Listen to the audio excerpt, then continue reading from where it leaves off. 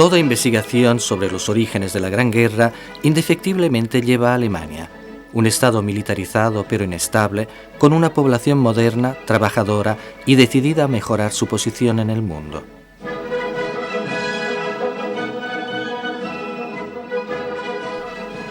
Con sus generales obsesionados por la exhibición de potencia y fastuosidad, pero conscientes de la fragmentación y de la irrelevancia de las posesiones coloniales alemanas. Todas las tensiones confluían en un solo hombre, que era el emblema, el Kaiser, Guillermo II, la figura clave de la ambición imperial de Alemania y el símbolo viviente del orgullo nacional.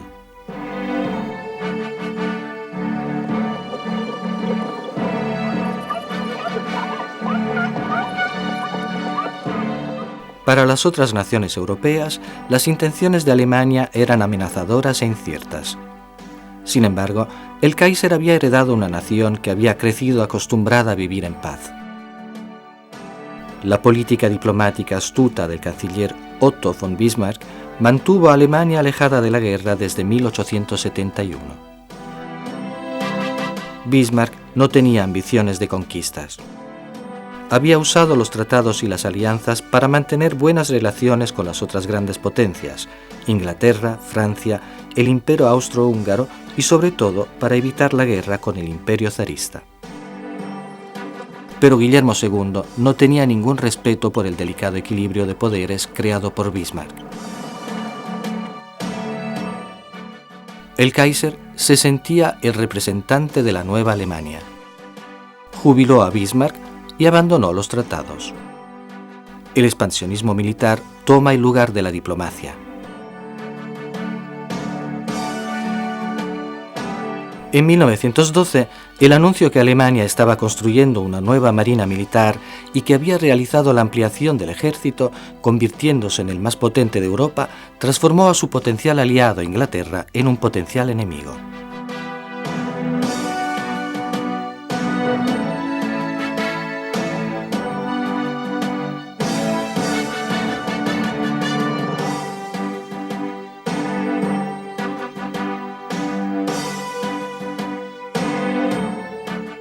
Alemania tenía solo un aliado fiel, el frágil imperio austrohúngaro, gobernado por el anciano emperador Francisco José, que se sentía cada vez más amenazado por la alianza franco-rusa.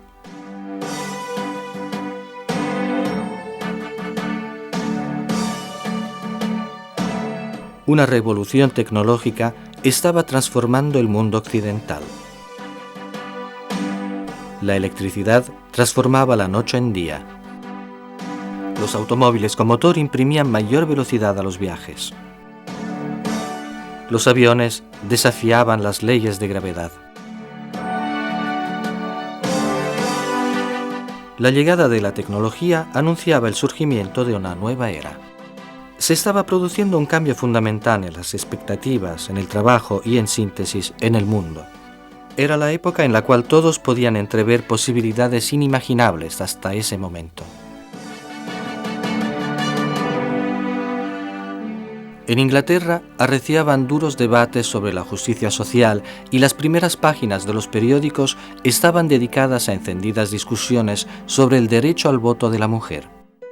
Estaba muy difundida la idea de que las mujeres no debían tener el derecho al voto por una infinidad de razones.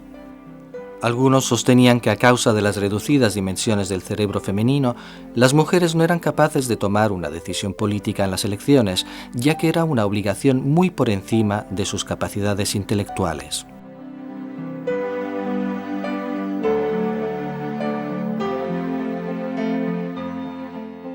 Las sufragantes, por su lado, conducían una lucha por conseguir el derecho a votar de las mujeres inglesas. Cuando las manifestaciones pacíficas demostraban su inutilidad, recurrían a la violencia con una campaña de incendios dolosos y de bombas. Elegían como blanco los símbolos de la autoridad masculina, la iglesia y la propiedad. El día del derbi del año 1913 se produjo la primera víctima. Una sufragante caminó sola por la pista de carreras para detener el caballo del rey, un gesto de propaganda fatal.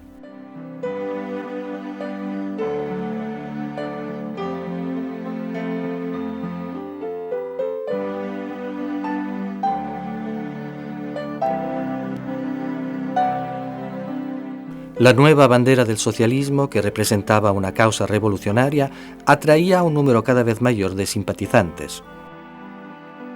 El socialismo trataba de resolver los problemas fundamentales, los salarios, la explotación y las terribles condiciones de vida.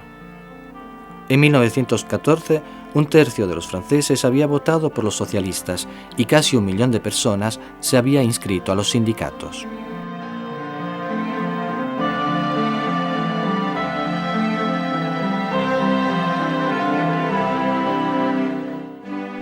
Las fuerzas del cambio estaban minando sociedades que permanecían inmutables desde hacía siglos.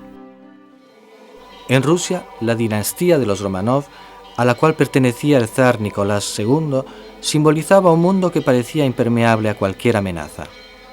Pero incluso la misma Rusia estaba por entrar en la nueva era. En Alemania, muchos alemanes de clase media compartían la doctrina del Kaiser sobre la supremacía de la cultura alemana. Era necesario garantizar a Alemania el dominio del continente, con la formación de una Mitteleuropa que comprendiese Bélgica, Luxemburgo y parte de los territorios septentrionales de Francia. El viejo orden soñaba con la gloria imperial, mientras que los socialistas querían el progreso a través de la paz. En 1914, en los Balcanes, los pueblos eslavos, aún bajo el dominio del Imperio austrohúngaro y otomano, sacudían la península con sus reivindicaciones de independencia. Especialmente inquieta se encontraba Serbia, que obstaculizada por Austria y Hungría no había conseguido su salida al Adriático. El 28 de junio, el heredero al trono austrohúngaro Francisco Fernando de Habsburgo llega en visita oficial con su mujer a la ciudad de Sarajevo, capital de Bosnia y Herzegovina. A las 11 de la mañana, y por un error de su chofer, el archiduque se encontró cara a cara con su asesino. Cae bajo los disparos de un anarquista serbio, el estudiante Gavrilo Princip, miembro de una sociedad secreta nacionalista, la Mano Negra. Viena atribuye a Serbia la responsabilidad del asesinato, ya que desde hace tiempo alienta a la oposición antiaustriaca en las poblaciones eslavas. Para Austria representa la ocasión justa para tomar una solución radical con respecto al problema serbio y hacer cuentas con ese nido de revolucionarios que amenaza la unidad del imperio. Su aliada Berlín no parece esperar otra cosa para lanzarse en semejante aventura. Viena presenta a Serbia un ultimátum con condiciones inaceptables para cualquier Estado soberano. Segura del apoyo ruso, Serbia rechaza las peticiones y ordena la movilización general. El 28 de julio de 1914, el Imperio austrohúngaro responde con la declaración de guerra.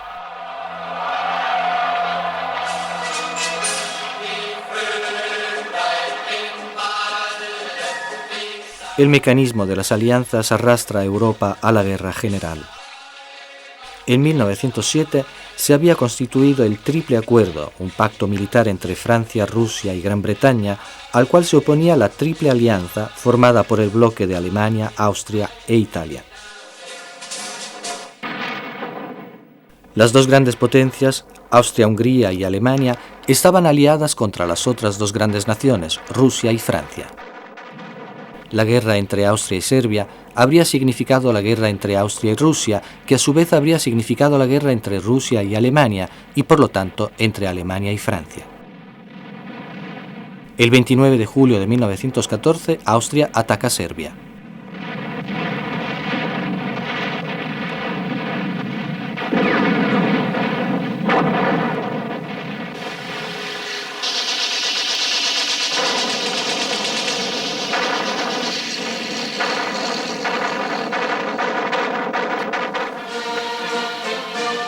Tal y como había previsto Alemania, los grandes comandantes militares rusos solicitan la entrada en acción cuando su aliada Serbia es atacada.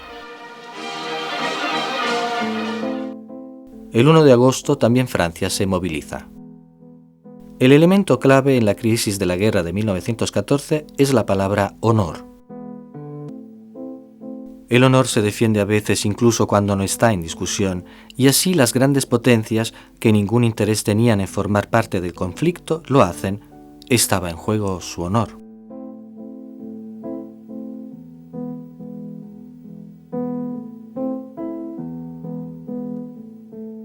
La movilización de Rusia era exactamente lo que el Estado Mayor alemán esperaba. Ahora Alemania tenía el pretexto para reaccionar ante la mínima amenaza. El 4 de agosto, Alemania ataca a Francia invadiéndola desde Bélgica. Bélgica era un país neutral, cuya neutralidad había sido garantizada por Gran Bretaña, y esta violación ponía en juego el honor de los ingleses. Con la movilización de Gran Bretaña comienza la Gran Guerra.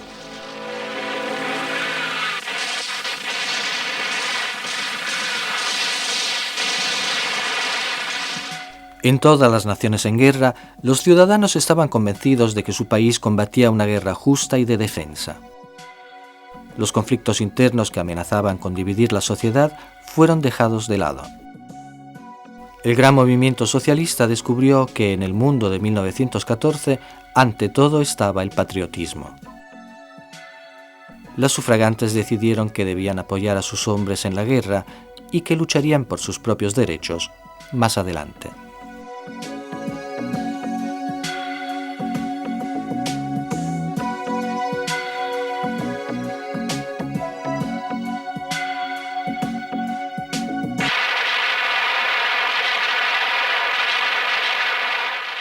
Después de quebrar los intentos de contraataque de las tropas francesas y del cuerpo expedicionario británico, el ejército alemán penetra en Francia. A mitad de agosto nos encontramos en el primer mes de guerra. Está por producirse una de las más grandes masacres que la historia recuerde.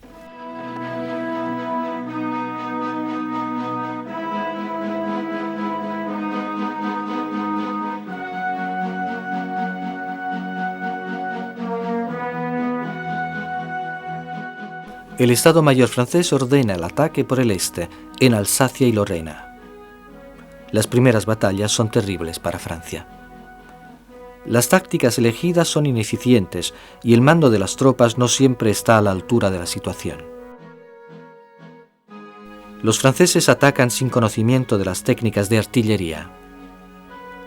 La fuerza de los cañones alemanes los toma por sorpresa.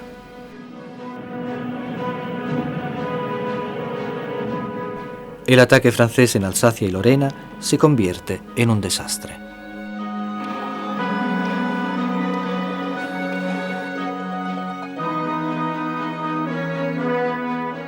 El 23 de agosto, la ofensiva alemana obliga al ejército francés a replegarse.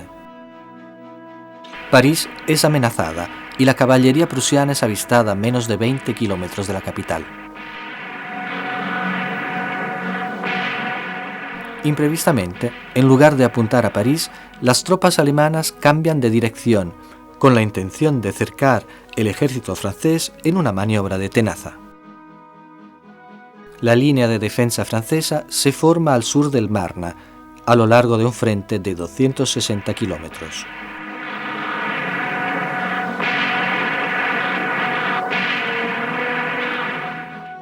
...500 taxis parisienses transportan 4.000 hombres al frente, convirtiéndose en el emblema de la resistencia.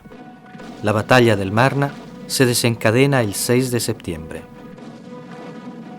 La noche del 9, los franceses abren una brecha en las líneas alemanas y las tropas son obligadas a retirarse hasta el río Aisne. La gran maniobra contra el ejército francés falló.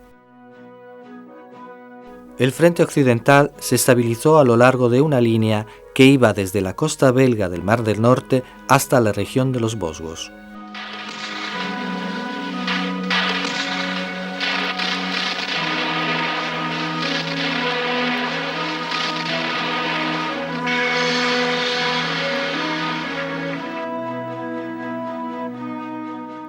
Los adversarios se atrincheran a pocos centenares de metros unos de otros.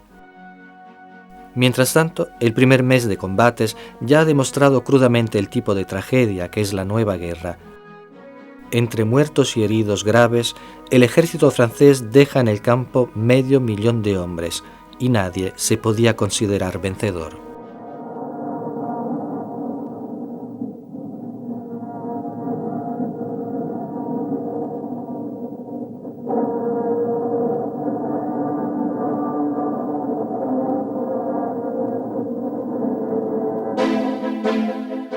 Mientras tanto, la guerra da un impulso veloz al uso de técnicas a veces consideradas poco ortodoxas. Nuevas maquinarias excavaban trincheras aliviando a los hombres de esta labor fatigosa. Extraños patines, antepasados de las orugas de los tanques, evitaban que los medios pesados cayeran en el barro. La serpiente metálica, empujada por debajo de las cercas de alambre de púa, las hacía saltar. Extrañas carretillas de protección permitían avanzar incluso bajo el tiro de fusiles y de la artillería. En las ciudades francesas, mientras los hombres combatían en el frente, las mujeres trabajaban en todos los campos.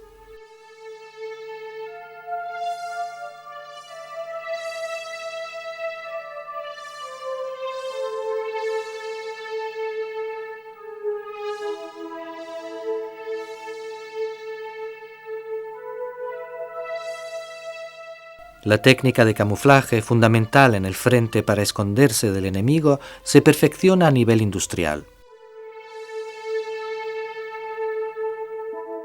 Emplazamientos artificiales que esconden periscopios. Imitaciones de rocas para no perder de vista las líneas adversarias. Vías y cañones artificiales para desviar la observación enemiga desde lo alto. Se imitaron incluso los cadáveres.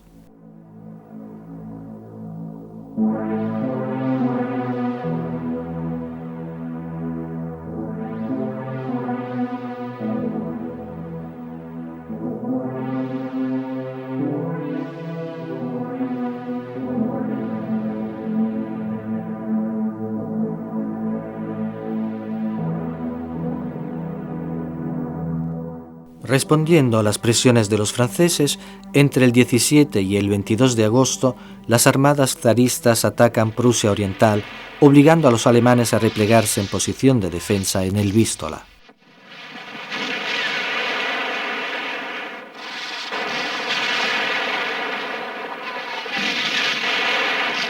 El Estado Mayor alemán, irritado por el comportamiento considerado poco combativo del general von Prittwitz, lo exonera y envía al frente a los generales Hindenburg y Ludendorff. El binomio desciende al campo lanzando una contraofensiva audaz. Para los rusos es una catástrofe.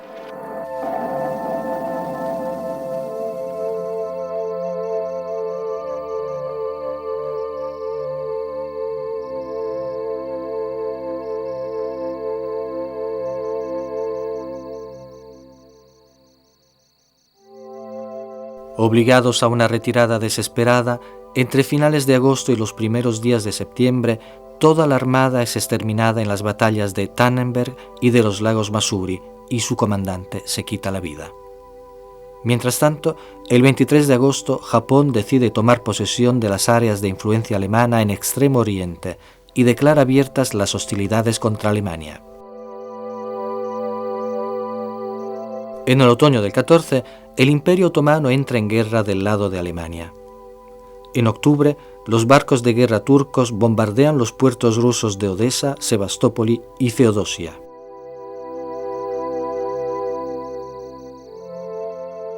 Rusia, Inglaterra y Francia declaran la guerra a Turquía.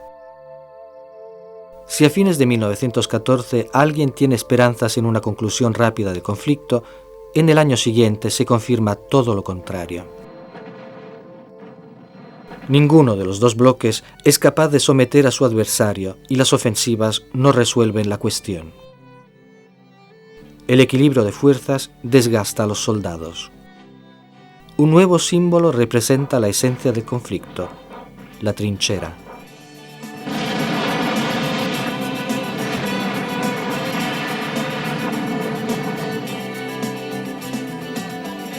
En un sistema de centralización extrema y de rígida jerarquía de los mandos, las comunicaciones entre los cuarteles son extremadamente lentas.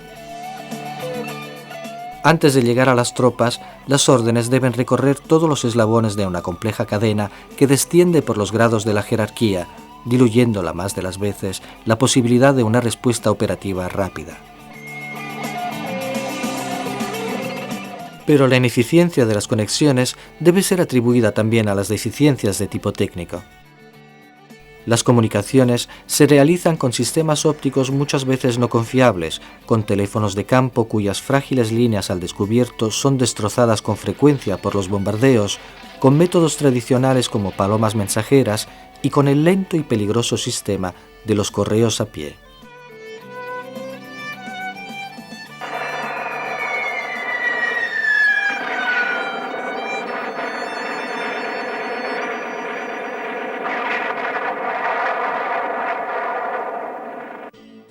En 1915, el Zeppelin sobrevuela Gran Bretaña, realizando el primer bombardeo sistemático de civiles desde el cielo.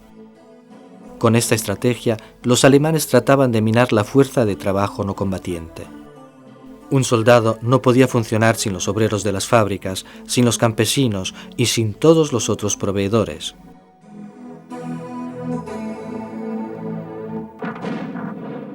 El 25 de abril, un cuerpo anfibio compuesto por tropas inglesas, francesas, australianas y neozelandesas comienza el desembarco en la llanura turca de Galípolis. Debían derrotar la Turquía aliada de Alemania y expulsarla de la guerra. En la tarde del primer día, 8.000 soldados aliados se encuentran en las playas. Conservando sus posiciones, los turcos acorralan a los aliados entre las escolleras y el mar. Galípolis, que debía ser una victoria rápida, se estaba transformando en una guerra de trincheras y sin progresos. Los espejos de los periscopios, que medían máximo 20 centímetros cuadrados, eran averiados uno tras otro.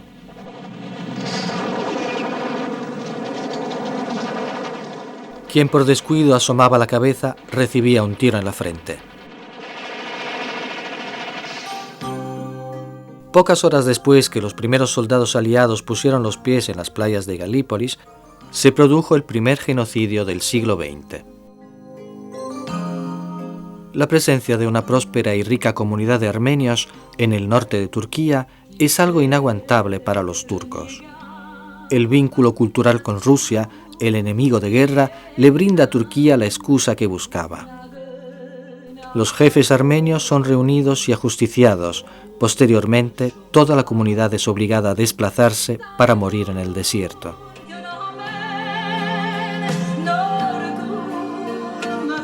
En noviembre, el Estado Mayor inglés concluye que la campaña de Galípolis es un desperdicio de oficiales y de hombres.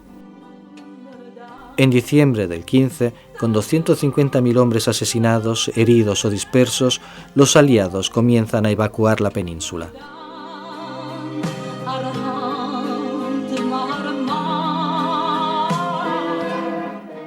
La estrategia de la diversificación ofrece resultados positivos en el caso de la expedición inglesa a Siria y Palestina.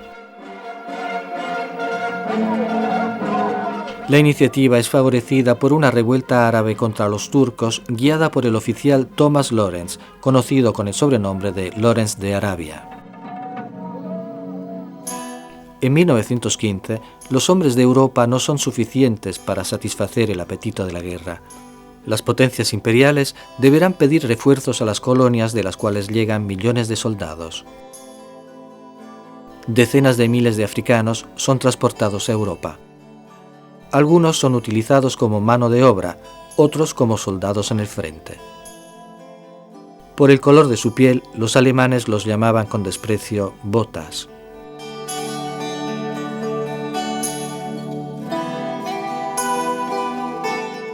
Mientras los hombres estaban en la guerra, las mujeres trabajan. Entre todos los trabajos realizados por las mujeres, el más importante y peligroso era la fabricación de bombas. Los riesgos estaban siempre presentes. Las partículas de ácido podían salpicar el rostro, haciendo enloquecer de dolor. El promedio de accidentes era de 1 docena por noche. Los humos exhalados provocaban ceguera permanente. Pero el mayor peligro venía del trinitrotolueno, la dinamita. Los primeros síntomas de envenenamiento con TNT eran similares a un normal resfrío. Ante la exposición prolongada, el cuerpo tomaba un color amarillo brillante y a esta altura las mujeres se volvían estériles, rápidamente empeoraban y morían.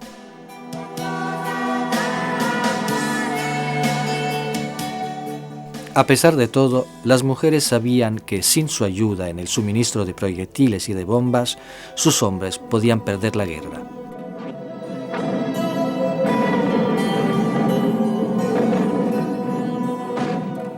En los campos de batalla, en abril de 1915, el ejército alemán utilizó una nueva arma, el gas venenoso, con un efecto horrendo sobre los hombres atrapados en las trincheras.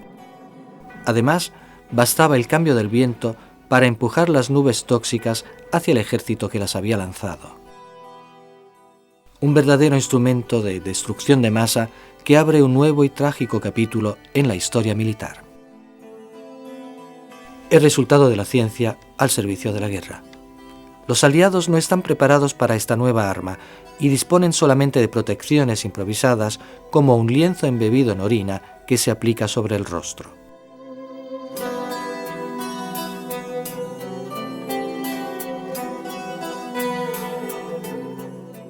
En 1915, los alemanes declaran que los barcos de pasajeros dirigidos a puertos de los aliados corrían el riesgo de ser hundidos sin preaviso.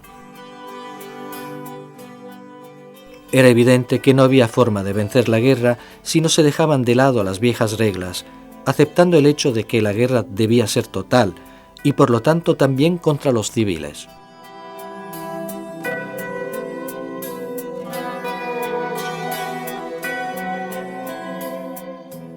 El 1 de mayo, el Lusitania, el barco de línea más hermoso del mundo, zarpa de Nueva York hacia Gran Bretaña. Pertenecía a una nación hasta ese momento neutral, los Estados Unidos. A bordo había cerca de 2.000 personas entre pasajeros y miembros del equipaje. En la tarde del 6 de mayo, el comandante del barco recibe una alarma. Algunos U-boot alemanes se encontraban a lo largo de las costas irlandesas.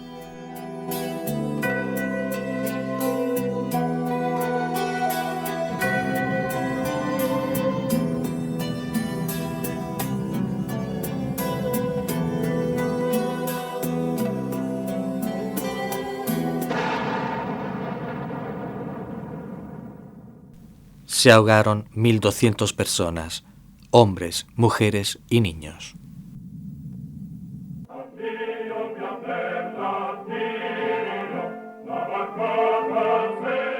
Italia, hasta ese momento incierto, toma una decisión histórica. Se separa de la Triple Alianza y desciende al campo de batalla del lado del acuerdo. Con el pacto firmado en Londres, Italia está segura de conseguir, en caso de victoria, el Trentino Alto Adigio, Trieste, Istria y las islas costeras. Incluso Bulgaria decide entrar en el conflicto, pero del lado de los imperios centrales. Las tropas italianas comienzan las hostilidades contra el ejército austrohúngaro el 24 de mayo de 1915, atacando en el río Isonzo y en el altiplano del Carso. La eficacia de las operaciones de fortificación liviana que se improvisaron constituyeron una sorpresa para el defensor como para el atacante.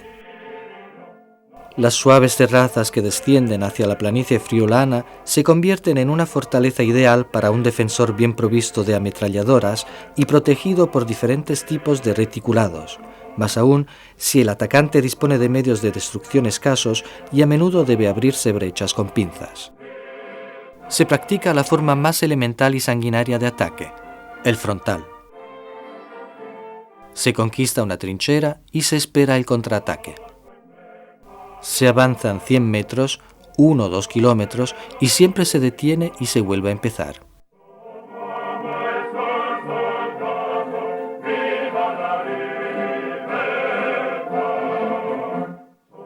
Esta es la guerra que los italianos encuentran camino a Trieste. Serán 11 las batallas del Carso y serán todas más o menos iguales.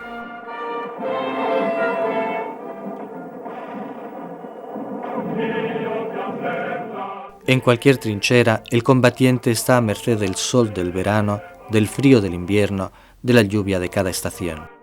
Pero en el Carso, incluso la trinchera a veces es un lujo. Se debe estar boca abajo. No es posible levantar la cabeza ni siquiera de noche porque vigilan las fotoeléctricas.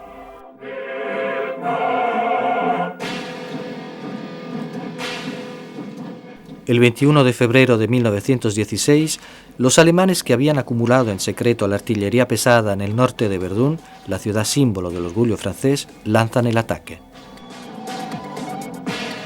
La ciudad es sometida al bombardeo de 1.200 cañones. El mando alemán había previsto 3 soldados franceses muertos por cada alemán caído. El mando militar francés, tomado por sorpresa, envía al frente macizos refuerzos.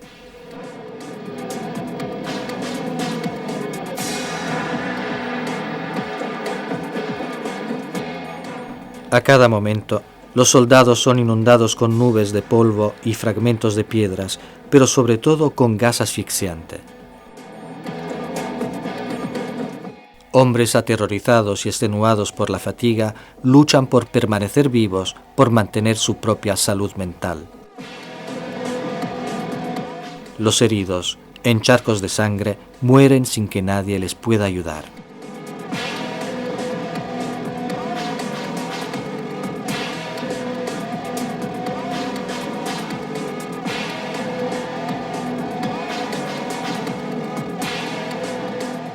El ataque inicial ha sido devastador, pero los alemanes pierden la ventaja conseguida apenas los franceses desplazan su artillería hacia adelante.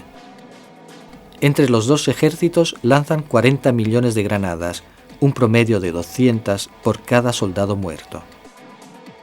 La guerra de agotamiento planificada por el mando alemán se le vuelve en contra. Las trincheras alemanas dejan de existir ya que los bosques que las habían protegido de los puntos de observación franceses no existen más.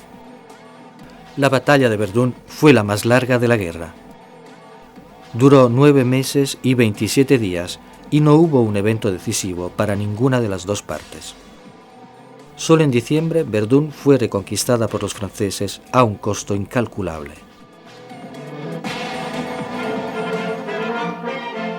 El peso del esfuerzo aliado en el frente occidental pasa a los ingleses, a las tropas coloniales y a los voluntarios civiles que en 1914 y 1915 se enrolaron.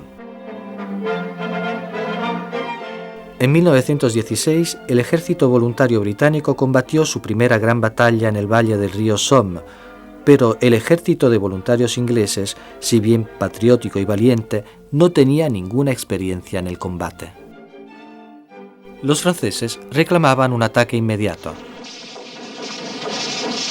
La estrategia inglesa preveía un bombardeo macizo de las posiciones alemanas durante algunos días. Las líneas alemanas habrían sido destruidas y el alambre de púa de protección arrancado. Así las cosas, los soldados aliados no habrían tenido más que atravesar la tierra de nadie y tomar las trincheras enemigas. Durante 7 días y 7 noches, la tierra tembló bajo el impacto de los proyectiles de grueso calibre. Los ingleses salieron de las trincheras y avanzaron por la tierra de nadie en un frente de 30 kilómetros. Los alemanes, intuyendo que el final del bombardeo era la señal de ataque, salieron de las trincheras y dispararon con las ametralladoras. El terrible fuego causa a los ingleses pérdidas catastróficas. Los ingleses caen como moscas. El ataque demuestra ser un desastre.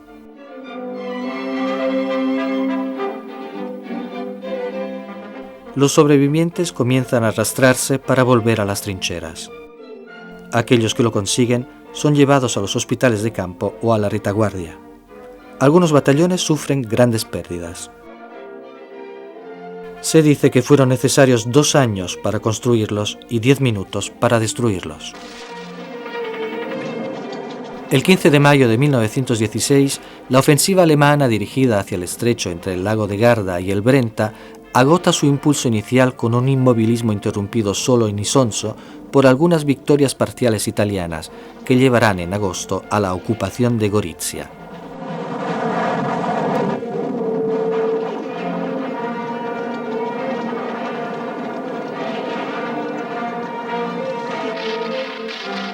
El precio en vidas humanas en el curso de las repetidas ofensivas es altísimo. Durante los primeros asaltos, la infantería es detenida por la red de defensa de los austriacos, mientras que la escasa artillería presente consigue abrir en las filas enemigas algunas pequeñas brechas, a menudo trampas mortales para los soldados italianos. En el monte Sabotino mueren 20.000 soldados.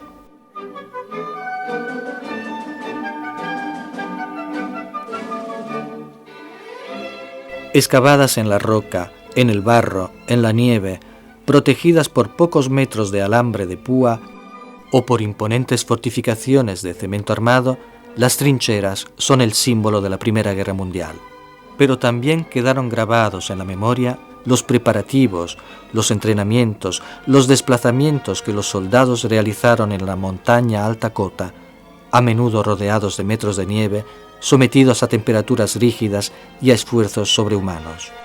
Somos conscientes, escribe un médico militar, que durante el desarrollo de esta guerra hecha con luces y explosiones terribles, los órganos de los sentidos de los combatientes, la vista y el oído sobre todo, han sido sometidos a estímulos de intensidad y duración superiores a la capacidad normal de recepción y asimilación.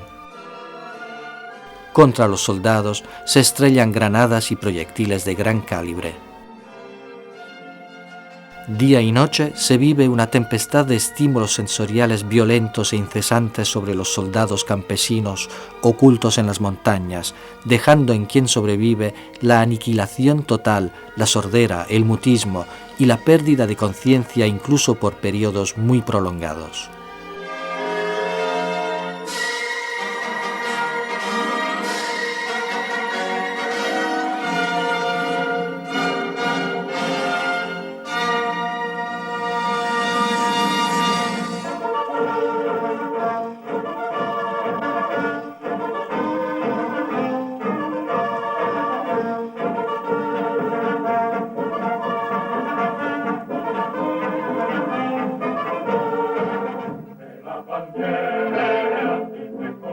Agosto de 1916.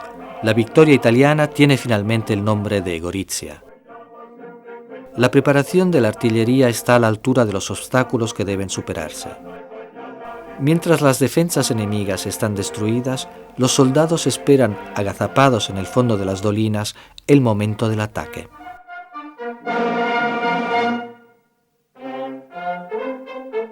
Desde el primer día, el Sabotino es conquistado. Se toma Oslavia con San Michele, el trágico monte de 4 puntas bañado en el pasado con tanta sangre.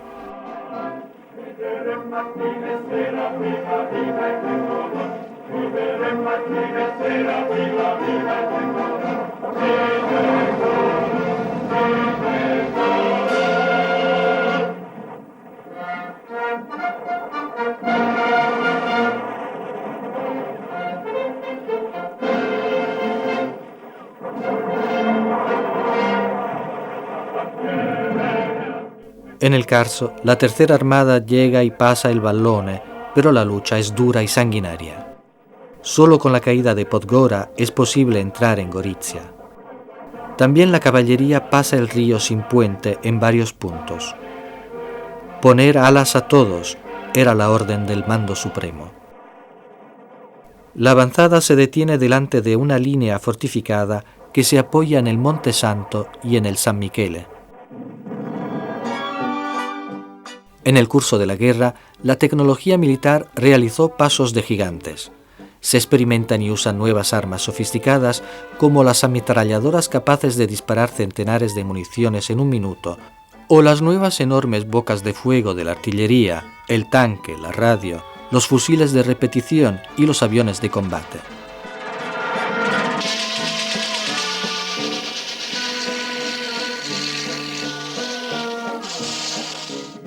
Otro aspecto significativo del gigantismo industrial movilizado para la guerra es el tonelaje de los barcos militares.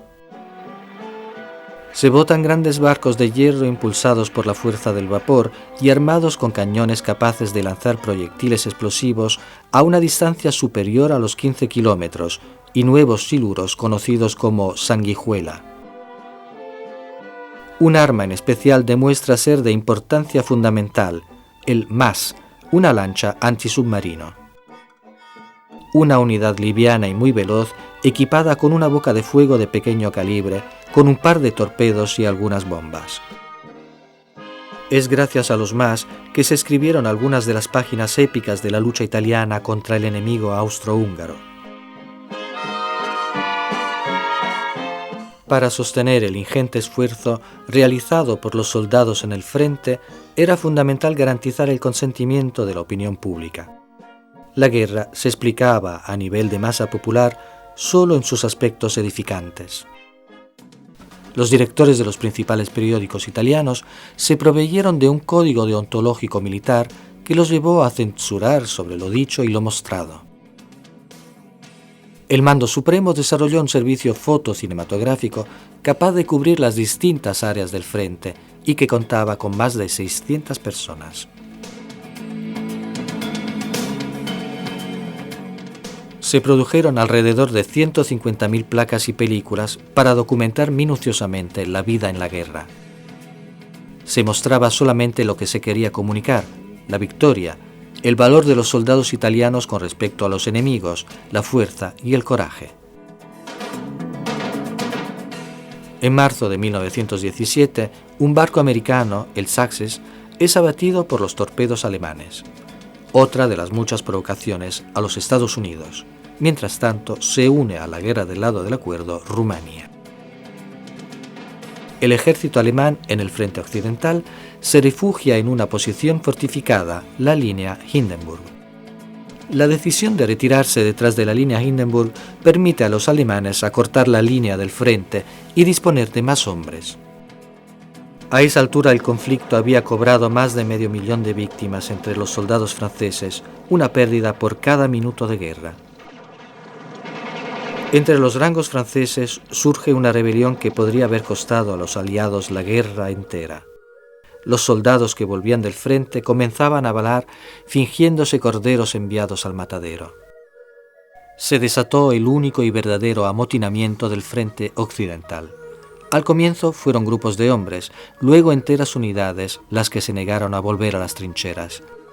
Se discutía sobre la elección de nuevos oficiales. El Estado Mayor francés no consigue detener el amotinamiento, que afortunadamente para Francia no fue total. El nombramiento de un nuevo comandante, Philippe Pétain, mejora las condiciones de los soldados en el frente y lentamente la protesta se aplaca. Del 500.000 de amotinados, 49 son ejecutados.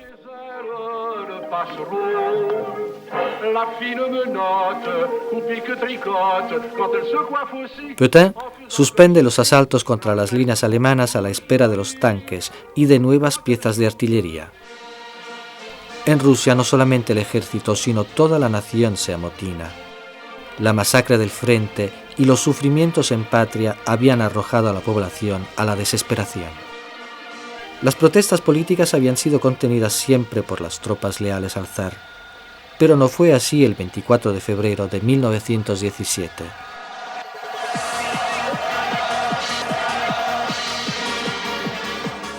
Ante la orden de disparar a los civiles, los soldados dispararon contra los oficiales y se unieron al pueblo.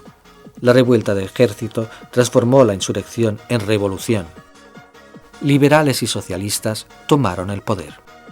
Sin embargo, la revolución había traído confusión y se necesitaban fuerzas frescas. Por eso se creó el Batallón Especial de Mujeres.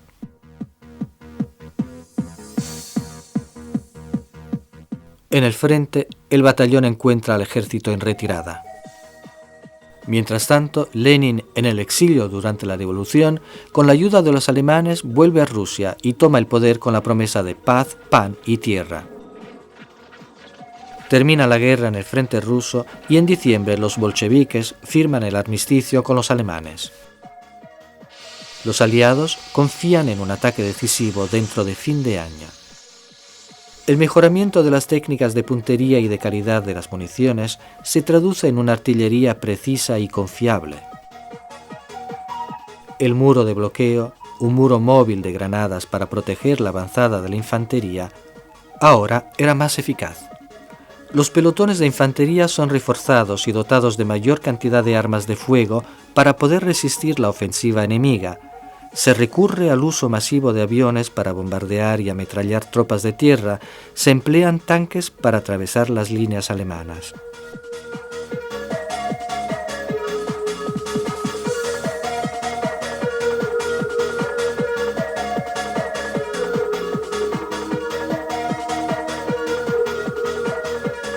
El 2 de abril de 1917, los Estados Unidos declaran la guerra a Alemania y el 2 de junio Grecia desciende al campo del lado del acuerdo.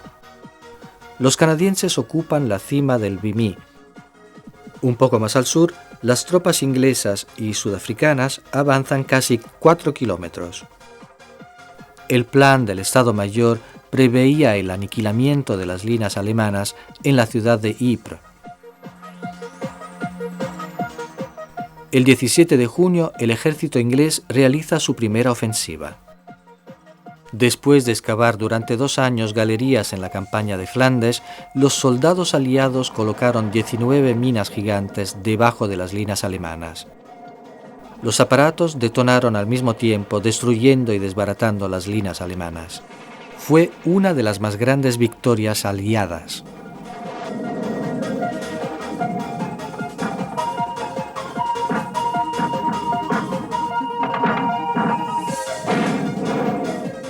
Un cambio radical de la guerra lo determina la derrota de Caporetto. En octubre del 17, las tropas austrohúngaras superan las líneas italianas y se dirigen a la planicie padana. En pocos días, Italia pierde más de 20.000 kilómetros cuadrados de territorio nacional y el confín se desplaza 150 kilómetros hasta la línea del Piave. En el campo quedan 11.000 muertos y 29.000 heridos, junto con 300.000 prisioneros en mano de los adversarios. Decisiva para la derrota fue la presencia, junto con los austriacos, de 7 de las mejores divisiones alemanas.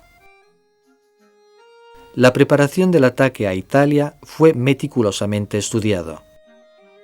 Para esconder al mando italiano las imponentes maniobras, las nuevas y descansadas tropas alemanas fueron llevadas primero al frente en Trentino y a último momento y bajo absoluto secreto fueron enviados a la línea Giulia.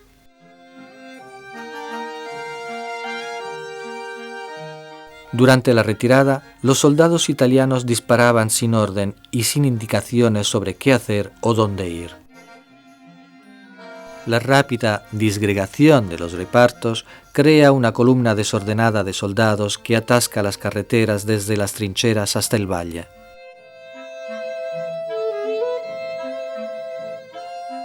Los hombres se deshacen de las armas, convencidos que de este modo los oficiales, al encontrarlos, no los habrían podido mandar de nuevo al combate. El mando supremo del general Cadorna es tomado por sorpresa. Toda la estrategia militar es criticada. La derrota de Caporetto del 17 no termina en un día. Estimulados por la aparente facilidad del suceso, las tropas austroalemanas continuaron con la ofensiva y entre el 26 y el 28 de octubre conquistan Cividale y Udine. El 1 de noviembre las tropas enemigas toman posición en el Tagliamento.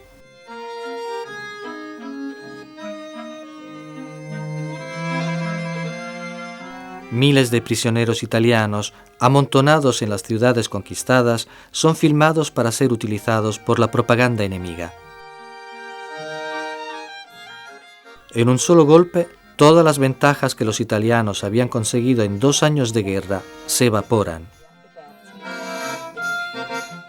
A comienzos de 1918, el pueblo alemán había llegado al límite de la tolerancia. También los aliados estaban agotados.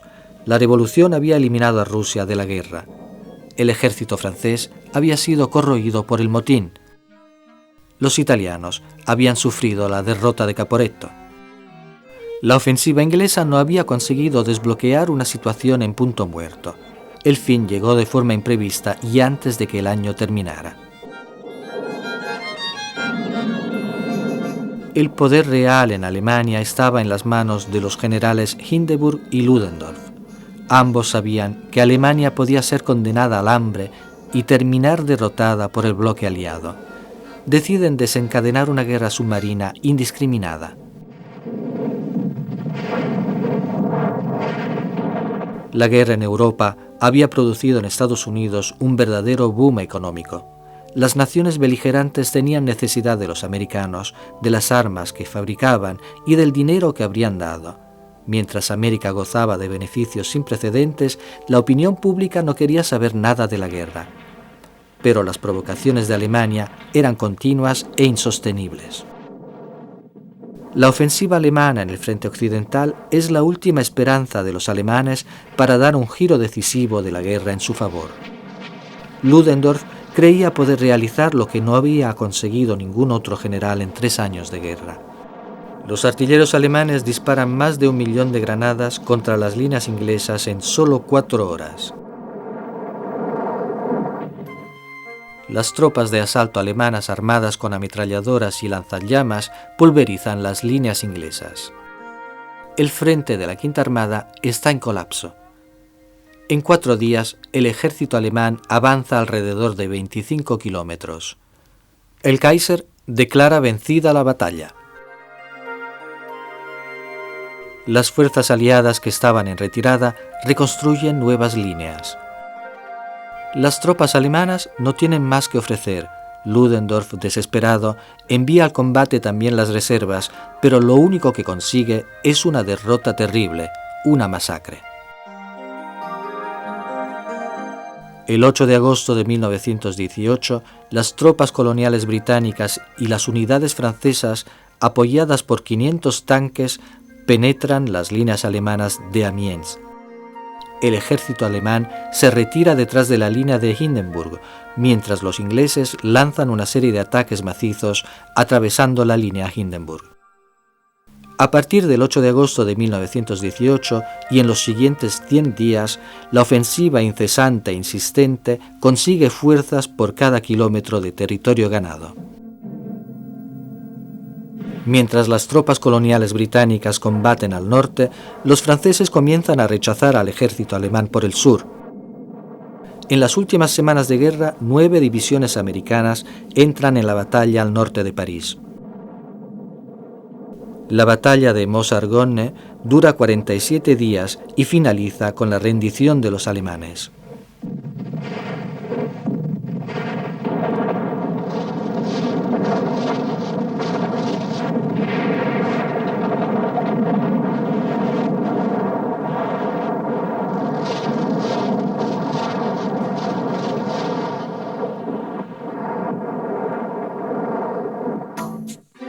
La intervención de Estados Unidos, con su capacidad de desplazar millones de hombres a través del Atlántico, coloca a los alemanes ante la perspectiva de una disponibilidad de hombres ilimitada por parte de los aliados.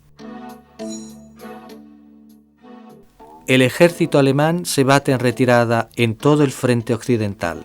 Los hombres se rinden por millares, exhaustos y derrotados.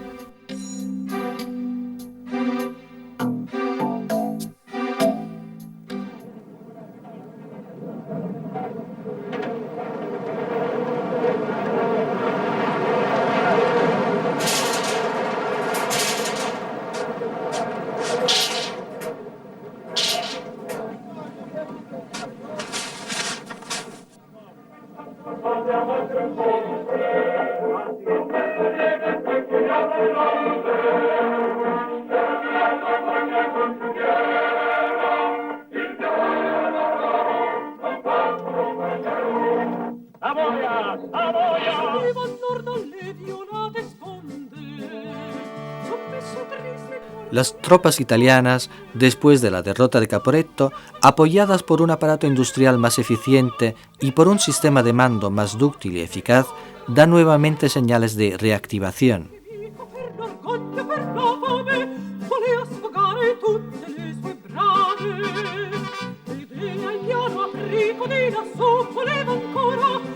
Es justo entre la batalla del Piave en junio y la ofensiva final desencadenada el 24 de octubre que se forja el éxito italiano contra las tropas austroalemanas ya en desbandada.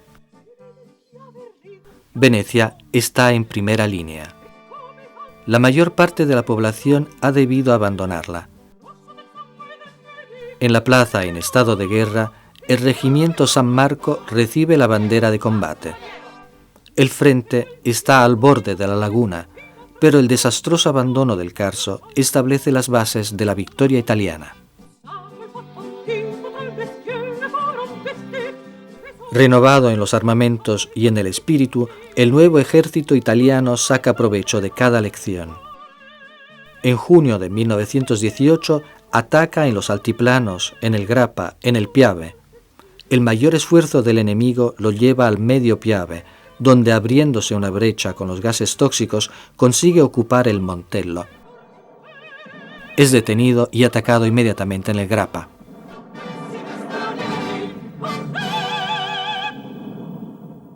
En días anteriores, el comandante Luigi Rizzo había hundido en mar abierto a bordo de un mas el acorazado austrohúngaro San Esteban. Después, en el Tegetov, se dirigió a Otranto para reforzar el cerco del Adriático. La guerra de la Marina italiana en el Adriático fue sobre todo una guerra de acecho y de emboscadas. Pocas veces los barcos tuvieron la ocasión de salir al mar y usar los grandes cañones. Una de esas ocasiones se presentó un mes antes del final del conflicto, con el bombardeo de la base austrohúngara de Durazzo. Los primeros ataques aéreos a ciudades indefensas fueron obra de los austroalemanes. Padua y Venecia son sometidas a duros bombardeos. El vuelo sobre Viena de Gabriele D'Annunzio, el poeta soldado, realizado el 3 de agosto, fue la demostración de cómo la batalla del Piave fue decisiva a favor de Italia. La aviación italiana dominaba el cielo.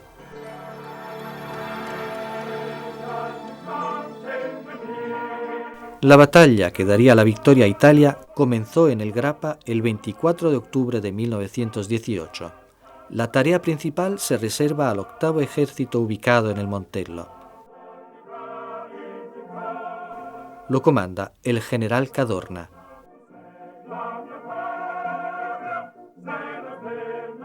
El 4 de noviembre de 1918 se firma el armisticio que establece el final de las hostilidades y los italianos entran en Trento y Trieste. El general Armando Díaz lee el boletín de la victoria. Comando Supremo, 4 de noviembre de 1918, hora 12. La guerra contra Austria-Hungría, comenzada el 24 de mayo de 1915 y con fe incansable y tenaz valor, conducida sin interrupciones y durísima durante 41 meses, ha sido ganada. El ejército austrohúngaro ha sido derrotado. Los restos de lo que fue uno de los más potentes ejércitos del mundo suben en desorden y sin esperanza los valles que defendieron con orgullosa seguridad. El jefe del Estado Mayor del Ejército, general Díaz. El tiempo de las masacres llega a su fin e Italia puede finalmente festejar la victoria sobre el enemigo. En poco más de 3 años de guerra, cayeron 16.800 oficiales y 571.000 soldados italianos. El número aumentará a 652.000 unidades en 1925, si se cuentan los militares muertos después del conflicto debido a las heridas recibidas. En octubre de 1918, la flota alemana recibe la orden de zarpar para combatir su última batalla por el honor de Alemania. La marina alemana se amotina. La revuelta se propaga desde los barcos a las ciudades alemanas. A finales de octubre, el Kaiser es informado de una verdad amarga. Alemania había perdido la guerra. Lunes 11 de noviembre de 1918. La noticia de la paz inminente llega al frente. El armisticio entraría en vigor a partir de las 11 horas. Hasta el minuto prefijado para cesar las hostilidades, los soldados consumieron hasta su última granada disponible. La masacre terminaría a las 10:59.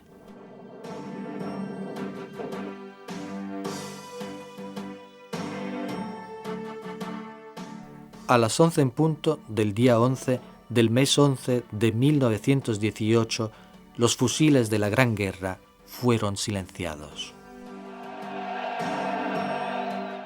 El momento de la proclamación de la victoria demostró que los muertos no habían caído en vano.